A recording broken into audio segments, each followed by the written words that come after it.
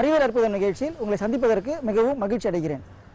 Euler என்ற மிகப்பெரிய கணிதவியலாளர் சொல்லியிருக்கிறார், பிரைம் நம்பர்ஸ் அதாவது பகா எண்களை பற்றி ஒரு நிறைய ஆராய்ச்சி செய்திருக்கிறார். அவர் சொல்லியிருக்கிறார், பகா எண்கள் எப்படி எப்படி சீக்வன்ஸாக இருக்கிறது என்பதை பற்றி நாம் ஆராய்ந்து கொண்டே இருக்கிறோம். அப்படிப்பட்ட ஒரு சீக்வன்ஸ் இருப்பதாக நமக்கு தெரியவில்லை. இனி வரும் காலத்தில் கூட அப்படிப்பட்ட ஒரு சீக்வன்ஸ் இருக்கும் என்று நமக்கு தோன்றவில்லை என்று அவர் சொல்லியிருக்கிறார்.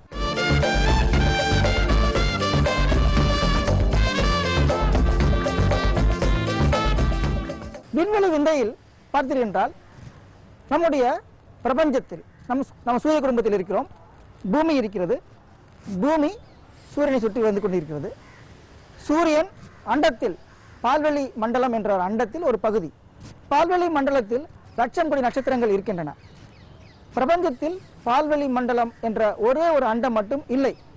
ஆண்ட்ரோமேடா கேலக்சி இருக்கிறது, ட்ரையாங்குலம் கேலக்சி இருக்கிறது, கோடானு கோடி கேலக்சிகள் இருக்கின்றன. இவையெல்லாம் ஒரே இடத்தில் இருக்கின்றதா அல்லது விலகி சென்று கொண்டிருக்கிறதா அல்லது ஒன்றுடன் ஒன்று மோதி கொண்டிருக்கிறதா என்று நமக்கு தெரியவில்லை. ஆனால் ஒன்றே ஒன்று மட்டும் தெரிகிறது, பிரபஞ்சத்தில் எதுவுமே நிலையானது கிடையவே கிடையாது. நாம் பார்க்கிறோம், சூரியன் நிலையாக இருப்பது போல் நமக்கு தோன்றுகிறது. ஆனால் சூரியனும் நிலையாக ஒரு இடத்தில் இல்லை. சூரியன் அண்டவெளியை பால்வெளி மண்டலத்தை வலம் வந்து கொண்டே இருக்கிறது.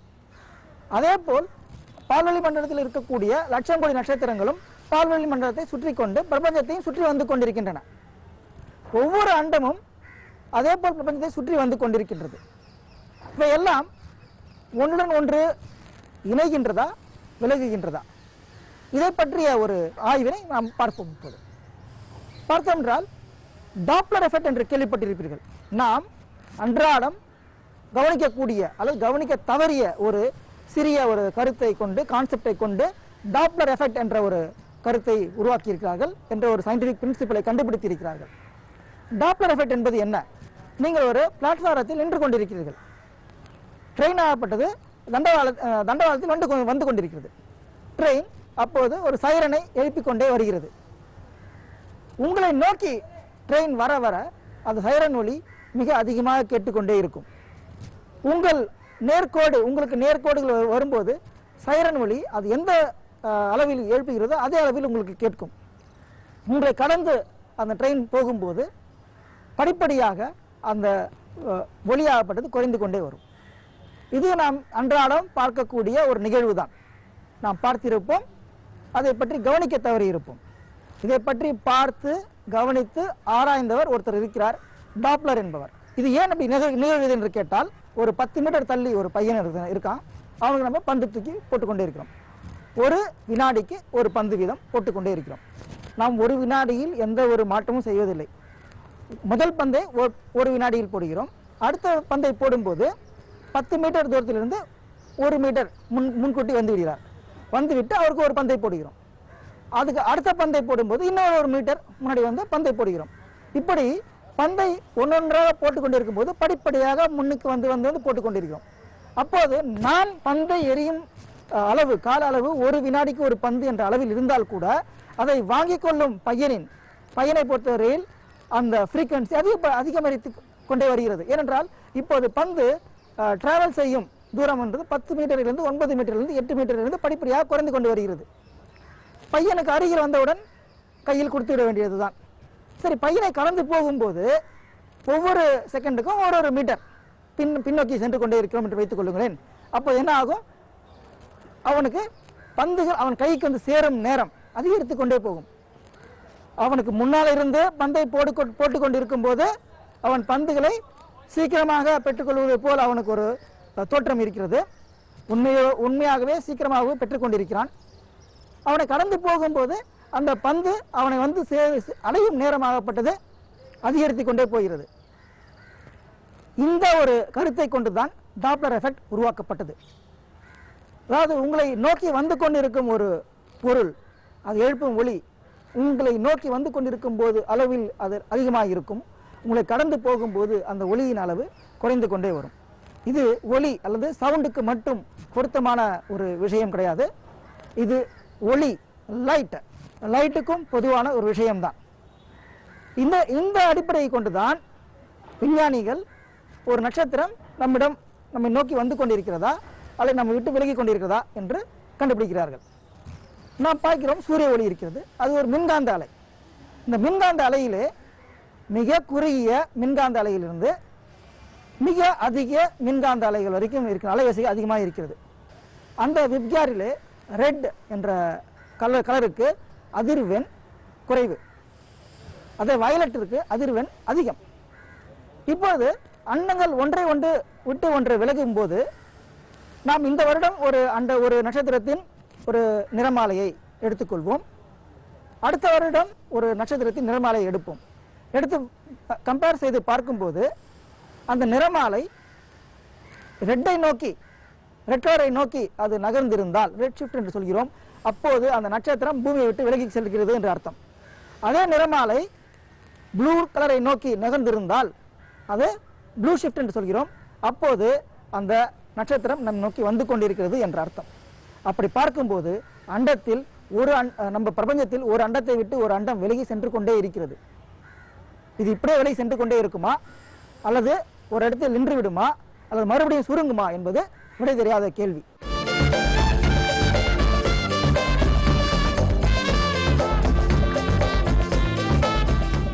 உலகம் அழகிய பள்ளிக்கூடம். இந்த உலகம் மிக மிக விந்தைகள் நிறைந்த ஒரு உலகம். இது எவ்வளவு விந்தைகள் இருக்கின்றன. இப்போது நாம் நின்று கொண்டிருக்கிறோம், பூமியின் மேல் நின்று கொண்டிருக்கிறோம். நமக்கு மேலே 100 கிலோமீட்டர் அல்லது அதற்கு மேலும் காற்று என்பது இருக்கிறது, வளிமண்டலம் இருக்கிறது. அந்த வளிமண்டலம் நம் மீது ஒரு அழுத்தத்தை ஏற்படுத்துகிறது. நாம் அதை உணர்வதில்லை, ஆனால் நம் மீது அழுத்தத்தை ஏற்படுத்துகிறது. அதற்கு பெயர் 1 atmospheric pressure என்று பெயர். நாம் இப்போது எல்லாருமே அந்த 1 atmospheric pressure நாம் அனுபவித்துக் கொண்டிருக்கிறோம். சரி, இப்போது நாம் ஒரு மலையின் மேல் ஏறுகிறோம். மலையின் மேல் ஏற ஏற உயர போக போக இந்த அட்மாஸ்பரிக் ப்ரெஷர் குறைஞ்சி கொண்டே வரும். எவரெஸ்ட் உச்சியில் 1 atmospheric pressure இருக்காது, அது கம்மியாக தான் இருக்கும். கிட்டத்தட்ட ஒரு 75% கம்மியாக இருக்கும். 75% தான் அட்மாஸ்பரிக் ப்ரெஷர் அங்கே இருக்கும். இப்பொழுது நாம் கடல் மட்டத்தில் இருக்கிறோம். கடல் மட்டத்துக்கு கீழே சென்றால் அல்லது கடலுக்கு கீழே சென்றால் எப்படி இருக்கும்? அட்மாஸ்பரிக் ப்ரெஷர் ஜாஸ்தி ஆகுமா, அதே ஒரே மாதிரி இருக்குமா? ஜாஸ்தி ஆகும், அதிகமாகும். ஒவ்வொரு 10 மீட்டர் ஆழம் நீங்கள் கடலுக்குள்ளே போக போக உங்கள் மேல் இருக்கக்கூடிய கடல் நீரின் எடை உங்களை அழுத்தும். அந்த கடல் நீருக்கு மேலே வளிமண்டலம் இருக்கிறது, அது எப்பவுமே கான்ஸ்டன்டாக 1 atmospheric pressure நம்ம மேல் அழுத்தி கொண்டே இருக்கிறது. ஒவ்வொரு 10 மீட்டர் ஆழத்திற்கு நீங்கள் கடலுக்குள்ளே போக போக போக போக ஒரு atmospheric pressure அதிகரித்து கொண்டே போகும். இப்பொழுது கடலுக்குள்ளே சில 100 மீட்டர் ஆழங்கள் நம்ம போக முடியாது. நம்ம எவ்வளோ டைவர்ஸ் இருக்காங்க, டைவர்ஸ் கூட 100 மீட்டர் ஆழம் 150 மீட்டர் ஆழம் போக மாட்டாங்க. ஏன்னு கேட்டாக்கா அவ்வளோ ஆழத்திற்கு போகும்போது நம் உடம்பில் இருக்க அழுத்தத்தின் காரணமாக, நீரின் அழுத்தத்தின் காரணமாக உடம்பில் ரத்தத்திலே நைட்ரஜன் என்பது மிக அதிக அளவில் கலக்கிறது. அது கலக்கும்போது நமக்கு ஒரு டிஸ்ஓரியன்டேஷன் ஏற்படுகிறது. அதற்கு பேர் நைட்ரஜன் நெக்ரோசிஸ் என்று பெயர். அதே போல் கடலுக்கு கீழே ரொம்ப தூரம் போய்விட்ட ஒருத்தர் கூட கடலுக்கு மேலே மூச்சு தடுமாறுகிறது, நைட்ரஜன் நெக்ரோசிஸ் வந்துவிட்டது, அந்த மாதிரி ஒரு டிஸ்ஓரியன்டேஷன் வந்துவிட்டது என்பதற்காக உடனடியாக மேலே வரக்கூடாது. படிப்படியாக நிதானமாக தான் மேலே வர வேண்டும். இப்போது கடல் மட்டத்துக்கு கீழே என்ன இருக்கிறது? கடல் தரையில் என்ன இருக்கிறது? கடல் தரையும் பார்த்தீர்கள் என்றால் நம் பூமியில் பார்ப்பது போல் மேடு பள்ளங்கள் இருந்தது, மலை மூடுகள் நிறைந்தது தான் கடல் தரையும் கூட. இப்போது டைட்டானிக் என்ற ஒரு கப்பல், பயணிகள் கப்பல் மூழ்கியது. 100 வருடங்களுக்கு முன் மூழ்கியது, எல்லாருக்கும் தெரியும். அது கிட்டத்தட்ட 50,000 டன் எடை கொண்ட இரும்பினால் ஆக்கப்பட்ட ஒரு கப்பல். அது அட்லாண்டிக் பெருங்கடலிலே ஒரு இடத்தில் மூழ்கிவிட்டது. விஞ்ஞானிகள் கண்டுபிடித்தார்கள், எங்கே இருக்குது கண்டுபிடித்தார்கள். 100 வருடத்திற்கு முன்னால் இது எப்படி இருந்ததோ அதே போல் இப்போது இல்லை. அதில் பார்த்தீர்கள் என்றால் பல துரு பிடித்திருக்கிறது. அந்த துருவை கொண்டு ஆராய்ச்சி செய்தார்கள். அந்த ஆழத்திலே உயிரினங்கள் இருக்குமா என்ற ஒரு கேள்வி விஞ்ஞானிகளுக்கு இருந்தது.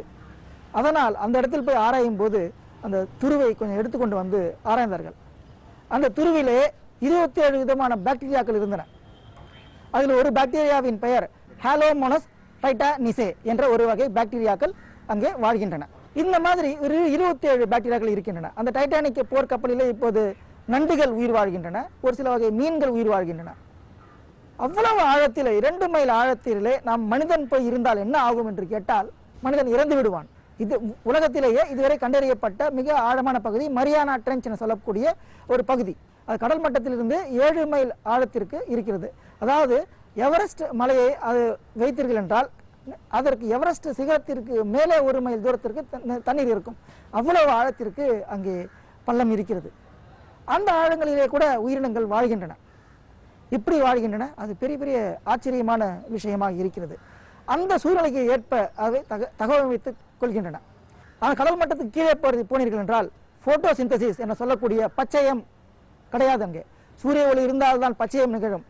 பச்சையத்தினால் தான் நமக்கு குளுக்கோஸ் மற்றும் எரிபொருள் நமக்கு உடம்புக்கு கிடைக்கிறது, உணவு கிடைக்கிறது. ஆனால் கடல் மட்டத்துக்கு கீழே போகும்போது அங்கே எந்த ஒரு ஒளியும் கிடையாது. அப்போது உயிரினங்கள் எப்படி வாழ்கின்றன என்று கேட்டால், கடல் மட்டத்துக்கு கீழே போனீர்கள் என்றால் வால்கேனோ எரிமலை வந்து கொண்டே இருக்கிறது. எரிமலையிலிருந்து ஒரு பகுதி வந்து கொண்டே சீறிக்கொண்டே இருக்கிறது. வெந்நீர் ஊற்றுக்கள், அந்த வெந்நீர் ஊற்றுக்கள் கடற்கரை எங்கும் பரவி இருக்கிறது. அந்த வெந்நீர் ஊற்றுக்களிலே நிறைய ஹைட்ரஜன் சல்ஃபைடு வெளிவருகிறது. ஒரு 300-305 டிகிரி சென்டிகிரேட் அளவுக்கு அங்கே வெப்பம் இருக்கிறது. ஹை டெம்பரேச்சரிலும் அந்த ப்ரெஷரிலும் ஹைட்ரஜன் சல்ஃபைடு என்பது அதை போட்டோசிந்தசிஸ் கிடையாது, கீமோசிந்தசிஸ் மூலமாக ஹைட்ரஜன் சல்ஃபைடிலிருந்து சக்தியை எனர்ஜியை பெற்றுக்கொள்ளும் உயிரினங்கள் இருக்கின்றன, பாக்டீரியாக்கள் இருக்கின்றன. அவை உண்டு வாழும் உயிரினங்களும் அங்கே இருக்கின்றன.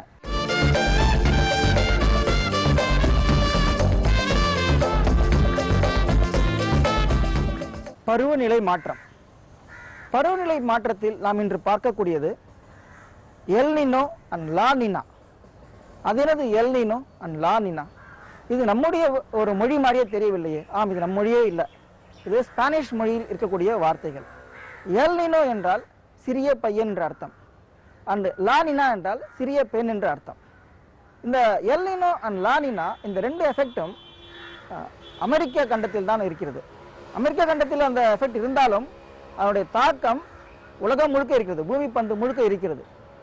இப்போது நாம் பார்க்கிறோம் ட்ரேட் விண்ட்ஸ் என்று சொல்லக்கூடிய காற்று வீசிக்கொண்டே இருக்கிறது. அந்த காற்றை உபயோகித்து அந்த காலத்திலே இப்போதும் கூட பாய்மர படகுகளே சென்று வியாபாரம் செய்வார்கள். ட்ரேட் விண்ட்ஸ் அது என்ன செய்கிறது என்று கேட்டால், அது ஈக்குவேட்டர் என்று சொல்லக்கூடிய பகுதியிலே மிக வேகமாக அது அடிக்கிறது. அதை உபயோகித்து வியாபார கப்பல்கள் செல்கின்றன. அப்போது கடல் கப்பல் மட்டும் செல்லவில்லை, கடல் நீரை கூட அது உந்துகிறது. அப்போது என்ன ஏற்படுகிறது கேட்டால், கடல் நீர் மட்டத்தில் இருந்து ஒரு 20 மீட்டர் ஆழம் வரையிலே அதன் நீரை அது தள்ளுகிறது. இதனை நாம் என்ன சொல்கிறோம் என்று கேட்டால் கரண்ட் என்று சொல்கிறோம். அந்த கரண்டிலே வெப்பப்பகுதியிலிருந்து அதே சமயத்தில் குளிர் பகுதிக்கு அந்த நீராகப்பட்டு நகர்ந்து சென்று கொண்டே இருக்கிறது. அதிலே பல விலங்கினங்கள், பல மீன் போன்ற பல உயிரினங்கள் நகர்ந்து கொண்டே செல்கின்றன. ஆமை அந்த பகுதியில் செல்கிறது. இதன் காரணமாக உலகம் முழுவதுமே பல உயிரினங்கள் பரவுகின்றன இந்த கரண்டை உபயோகித்து. ஒரு கட்டத்தில் என்ன ஆகும் என்று கேட்டால், இப்போது இந்த இடத்திலிருந்து கடல் நீர் கரண்டாக செல்லும்போது அது கீழிருக்கும் பகுதியிலிருந்து குளிர்ந்த கடல் நீர் மேலிருந்து வருகிறது. அந்த குளிர்ந்த கடல் நீரிலே பல சத்துக்கள் இருக்கின்றன. பிளாங்டன்ஸ் என சொல்லக்கூடிய நுண்ணுயிர்கள் இருக்கின்றன. அந்த பிளாங்டன்ஸை உண்டு வேறு பல மீன், ஆமை முதலிய உயிரினங்கள் வாழ்கின்றன. அதனால் அந்த பகுதியிலே சென்று மீன் பிடிப்பார்கள். இப்போது வெப்பமான ஒரு நீர் மேலே பரவி செல்லும் போது என்ன ஆகிறது என்று கேட்டால், அப்போது அந்த நியூட்ரியன்ஸ் என சொல்லக்கூடிய பிளாங்டன்ஸின் அளவு குறைந்து விடுகிறது. அப்பொழுது அது மீனவர்களுக்கும் மீன் கிடைப்பது மிக அரிதாக விடுகிறது. இது நார்மலாக இருக்கக்கூடிய ஒரு சூழ்நிலை தான். ஆனால் எல் நினோ என்று சொல்லும்போது அமெரிக்க கண்டத்தில் ஏற்படுகிறது. அமெரிக்க கண்டத்தில் மேற்கு பகுதியில் ஏற்படுகிறது, ஈக்குவேட்டர் சார்ந்த ஒரு பகுதியில் ஏற்படுகிறது.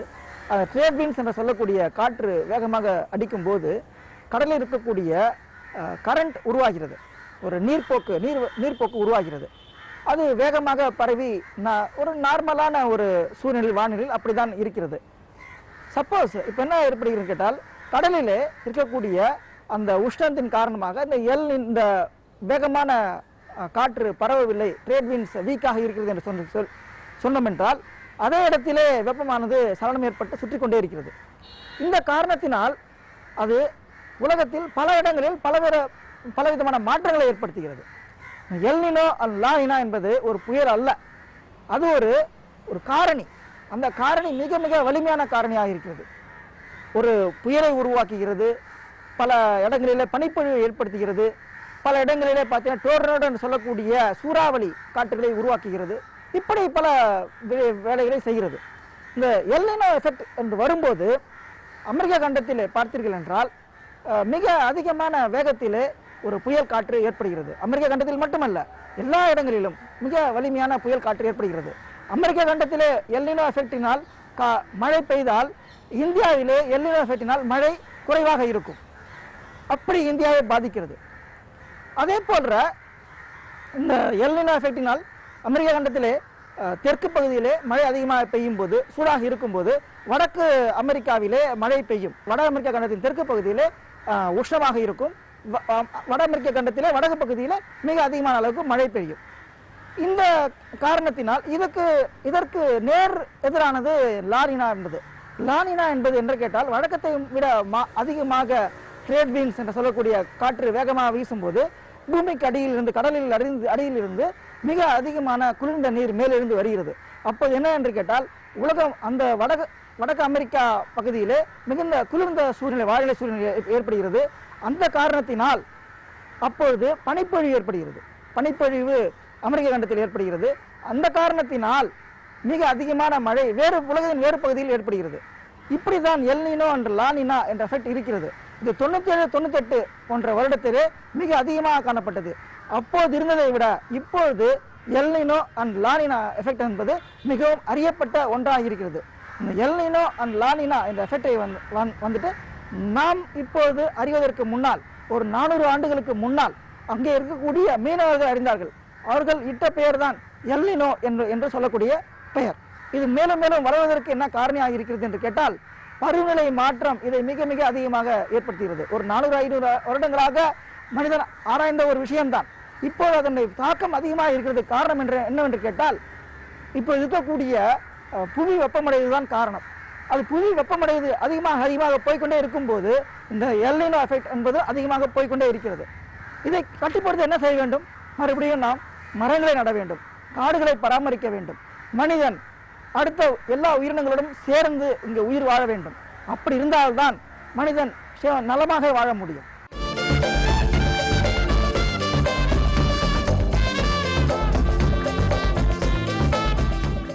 ஏன், இதற்கு எப்படி? இப்போது நாம் சூரிய கிரகணம் பார்த்திருக்கிறோம். முழு சூரிய கிரகணம் இல்லை, ஒரு பார்ஷியல் சோலார் எக்லிப்ஸ் என்று சொல்லக்கூடிய பாதி தான், சூரியனுடைய பாதி அல்லது முக்கால் பகுதி மறைக்கக்கூடிய ஒரு சோலார் எக்லிப்ஸ் தான் ஆனுவல் சோலார் எக்லிப்ஸ் என்று சொல்லுவோம். அதை பார்க்கிறோம் என்று வைத்துக் கொள்ளுங்களேன். அப்படிப்பட்ட ஒரு சூரிய கிரகணம் வரும்போது முழு சூரிய கிரகணத்திலே வெளிச்சமே வராது, ஃபுல்லாக இருட்டாக தான் இருக்கும். ஆனால் பார்ஷியல் சோலார் எக்லிப்ஸில் வெளிச்சம் கொஞ்சம் வரும், முக்கால்வாசி மறைந்திருந்தாலும் கொஞ்சம் வெளிச்சம் வரும். இப்பொழுது பூமியிலே தரையிலே படக்கூடிய நிழல் எப்படி இருக்கும்? மரத்தின் மூலமாக, மரத்தின் ஊடாக சூரிய ஒளி பூமியில் வந்து விழுகிறது. இப்போது அந்த நிழல் எப்படி இருக்கும்? அதை பற்றி காணொளியை பார்ப்போமா? நிழலை பாருங்கள், ஆச்சரியப்படுவீர்கள். அந்த நிழலிலும் பார்த்தீர்கள் என்றால் ஒவ்வொரு ஓட்டையும், ஒவ்வொரு துளையின் மூலமாக வரக்கூடிய ஒளியும் பார்த்தீர்கள் என்றால் ஒரு கிரகணம் போலவே இருக்கும். இது பின்ஹோல் கேமரா என்ற வகை அந்த பிரின்சிபலை சார்ந்தது. இது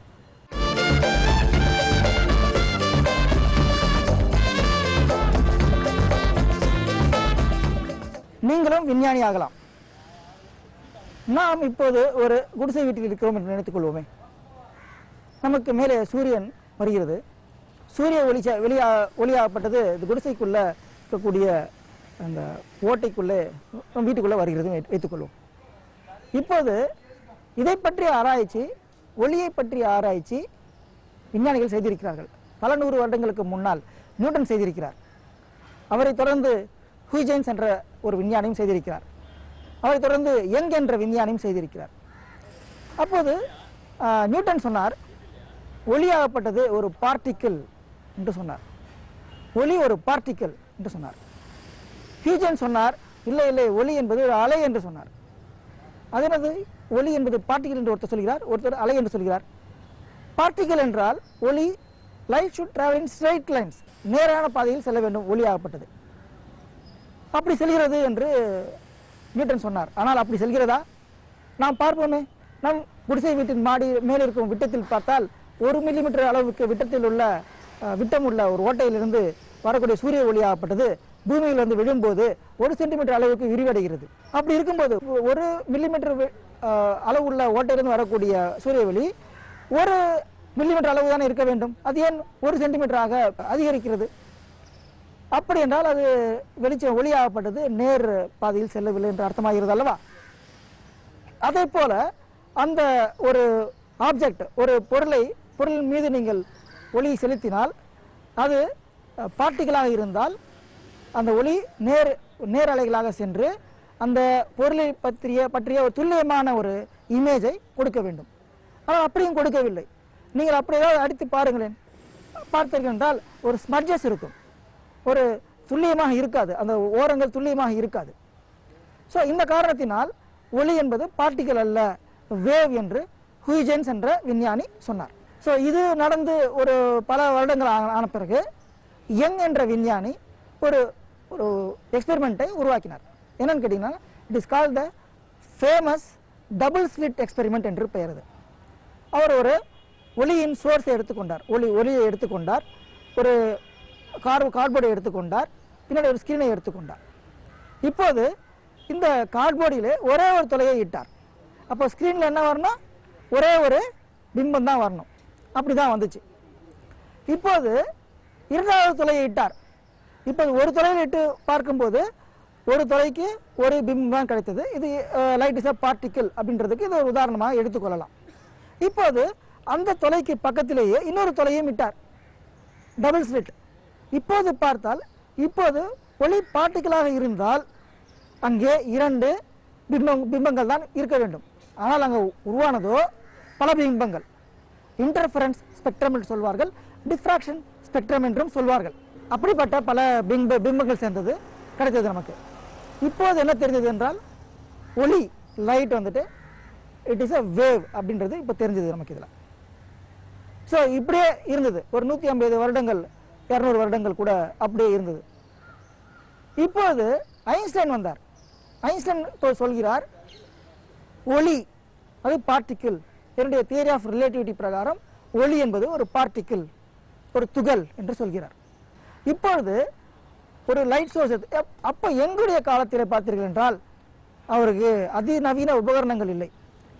நியூட்டன் ஆகட்டும், யங் ஆகட்டும், ஹியூஜென்ஸ் ஆகட்டும், எல்லோரும் ஒரு சில கண்ணாடிகளை வைத்துக்கொண்டு, ஒரு சில ஆடிகளை வைத்துக்கொண்டு, லென்ஸுகளை வைத்துக்கொண்டு இப்படித்தான் அவர்கள் ஆராய்ச்சி செய்தார்கள். மிக மிக சாதாரணமான பொருட்களை கொண்டு தான் ஆராய்ச்சி செய்தார்கள். ஆனால் இப்பொழுது நவீன உபகரணங்கள் நிறைய இருக்கிறது. லேசர் என்று சொல்லக்கூடிய ஒரு புது வகையான ஒளியும் வந்துவிட்டது. அது என்னது லேசர்? இப்போ சூரிய வெளிச்சம் பார்த்தீங்கன்னாக்கா பல அலைவரிசைகளில் ஒளி இருக்கிறது. ஆனால் லேசரில் பார்த்தீர்கள் என்றால் ஒரே அலைவரிசையில் ஒரே வேவ்லென்த்திலே ஒரே நிறத்தில் இருக்கக்கூடிய ஒளி தான் நமக்கு கிடைக்கும். அதுதான் லேசர் என்பது. இந்த மாதிரி லேசரை கொண்டு ஆராய்வோம், நவீன உபகரணங்களை கொண்டு ஆராய்வோம் என்று விஞ்ஞானிகள் கருதி இப்போது மறுபடியும் டபுள் ஸ்லிட் எக்ஸ்பெரிமெண்ட்டை அவர்கள் செய்தார்கள். ஒரு லைட் சோர்ஸ் எடுத்துட்டாங்க, முன்னாடி ஒரு ஸ்லிட் எடுத்துனாங்க, ஒரு கார்ட்போர்டு எடுத்துனாங்க, ஒரு ஸ்லிட் ஒன்று போட்டாங்க. அதுலேருந்து ஸ்க்ரீனில் பார்க்கும்போது இந்த லைட் சோர்ஸ்லேருந்து வரக்கூடிய அந்த ஸ்லிட்டை தாண்டி போகும்போது ஒரே ஒரு பிம்பம் தான் கிடைச்சிது. ஓகே, ஒரு பிம்பம் தான் கிடைச்சிது. இது பார்ட்டிக்கிள் என்று சொன்னார்கள். இப்போது அது பக்கத்தில் இன்னொரு ஸ்லிட்டையும் ஓட்டையும் போட்டார்கள். ஓட்டையை போடும்போது இப்போது என்ன கிடைத்தது அவர்களுக்கு? இப்போ கிடைத்தது இன்டர்ஃபரன்ஸ் பேட்டர்ன் கிடைத்தது, அது டிஃப்ராக்ஷன் பேட்டர்ன் கிடைத்தது. பல இடங்களில் ஒளி வெள்ளம் கிடைத்தது. இப்போது 2 தொலை போட்டால் 2 இடத்தில் தானே நமக்கு இமேஜ் கிடைக்க வேண்டும். பல இடங்களில் இமேஜ் கிடைத்தது. சரி, இப்போது லைட் என்பது வேவ் தான் என்று சொன்னார்கள், நினைத்தார்கள். ஆனால் அதோடு முடியவில்லை. என்ன செய்தார்கள்? மறுபடியும் இதை ஆராய்வோம் என்று சொல்லி இப்பொழுது ஒரே நேரத்திலே லேசர் லைட்டை ஒரு துளையில் மட்டும் விடுவோம், என்ன நடக்கிறது என்று பார்ப்போம் என்று சொன்னார்கள். இப்போது ஒரே நேரத்தில் ஒரே ஒரு துளையில் மட்டும் ஒரே ஒரு ஃபோட்டானை விட்டார்கள். அதாவது 2 துளை இருந்தது, அவர் ஒரு ஃபோட்டானை தான் விட்டார்கள். விடும்போது என்ன கிடைச்சது? இப்போ அவர்களுக்கு என்ன எதிர்பார்த்தாங்க? ஒன்று 2 லைட் கிடைக்கணும் அல்லது ஒரு இமேஜ் கிடைக்கணும்னு எதிர்பார்த்தார்கள். ஆனால் கிடைத்தது பார்த்தீங்களா, மறுபடியும் இன்டர்ஃபரன்ஸ் பேட்டர்ன் தான் கிடைச்சது. எப்படி இது ஆச்சரியமாக இருந்தது. ஏன்னா அது மறுபடியும் இன்டர்ஃபரன்ஸ் பேட்டர்ன் கிடைக்குது. நான் ஒரே ஃபோட்டான் தான் விடுறேன், அந்த ஒரு ஃபோட்டான் ஒரு தொலையின் மூலமாக போயிட்டு அதுதான் ஒரு இடத்துல இமேஜ் ஃபார்ம் ஆகணும். ஒன்று இந்த தொலைவில் போயிருந்தால் இந்த இடத்துல ஒரு இமேஜ் உருவாகணும், இல்லை இந்த தொலைவில் போயிருந்தால் இந்த இடத்துல ஒரு இமேஜ் உருவாகணும். மிஞ்சி 1 அல்லது 2 இடத்துக்கு மேலே நமக்கு இமேஜ் வருவதற்கு வாய்ப்பே இல்லையே. ஆனால் பல இடங்களில் இமேஜ் வருகிறது. என்ன என்று கேட்டால், ஒரு எலக்ட்ரான் அந்த ஒரு தொலையில் போகும்போது அது ஒரு தொலையில் போகாமல் 2 தொலையில் போய், ஒரே எலக்ட்ரான் ஒரே சமயத்தில் 2 தொலையில் போய் ஒன்றுடன் ஒன்று இன்டர்ஃபரன்ஸ் செய்து அதனால் உருவாக்கப்பட்டது தான் இந்த இன்டர்ஃபரன்ஸ் பேட்டர்ன் என்றது அவர்களோட ஒரு முடிவுக்கு வந்தார்கள். இது எப்படி சாத்தியமாகும்? ஆனால் இதுதான் சாத்தியமாகிறது. இது எப்படி என்று நமக்கு தெரியவில்லை. இப்பொழுது நாம் எந்த தொலைல் வழியாக இந்த ஃபோட்டான் அல்லது எலக்ட்ரான் போகிறது என்று பார்ப்போம் என்று அந்த ஸ்லிட்டுக்கு முன்னால் ஒரு மெஷரிங் டிவைஸை வைத்தார்கள், அப்சர்விங் டிவைஸை வைத்தார்கள். இப்போது பார்த்தீர்கள் என்றால் இப்போதும் அது வேரியஸ் பேட்டர்ன்ஸ் தான், இன்டர்ஃபரன்ஸ் பேட்டர்ன் தான் கிடைச்சிருக்கணும். இன்டர்ஃபரன்ஸ் பேட்டர்ன் கிடைக்கல. இப்போ பார்த்தீர்கள் என்றால் 2 இடங்களில் இமேஜ் கிடைக்கிறது. இது என்னது? இது நான் பார்த்தால் அது இன்டர்ஃபரன்ஸ் ஸ்பெக்ட்ரம் கிடைக்கவில்லை, அது பார்ட்டிகளாக பிஹேவ் பண்ணுகிறது. பார்க்காவிட்டால் அது வேவாக பிஹேவ் பண்ணுகிறது என்று ஆச்சரியப்பட்டார்கள். இதற்கு இன்று வரையில் விடை கிடையாது. இது குவாண்டம் மெக்கானிக்ஸோட ஒரு அற்புதம் என்று சொல்லலாம். இது புரியாத புதிராகவே இருக்கிறது. இதை பற்றி நீங்கள் ஆராயலாம். இதை பற்றி ஆராயும் போது உங்களுக்கு ஒரு நோபல் பரிசு கூட கிடைக்கலாம். இதை பற்றி ஆராய்வதற்கு முன்னால் உங்கள் வீட்டில் இருக்கக்கூடிய எளிய உபகரணங்களை கொண்டு நீங்கள் இந்த டபுள் ஸ்லிட் எக்ஸ்பெரிமெண்ட்டை செய்து பாருங்கள். செய்து பார்த்தீர்கள் என்றால் உங்களுக்கே அதனுடைய ஒரு அருமை தெரியும், அதனுடைய அழகு தெரியும். இந்த மாதிரி எக்ஸ்பெரிமெண்ட் செய்து கொண்டு வரும்போது நீங்களும் ஒரு விஞ்ஞானி ஆகலாம். இன்றைய அறிவியல் அற்புதம் நிகழ்ச்சியில் பல அரிய விஞ்ஞான தகவல்களை தெரிந்து கொண்டிருப்பீர்கள். மிகவும் பயனுள்ளதாக இருந்திருக்கும் என்று நினைக்கிறேன். நன்றி, வணக்கம்.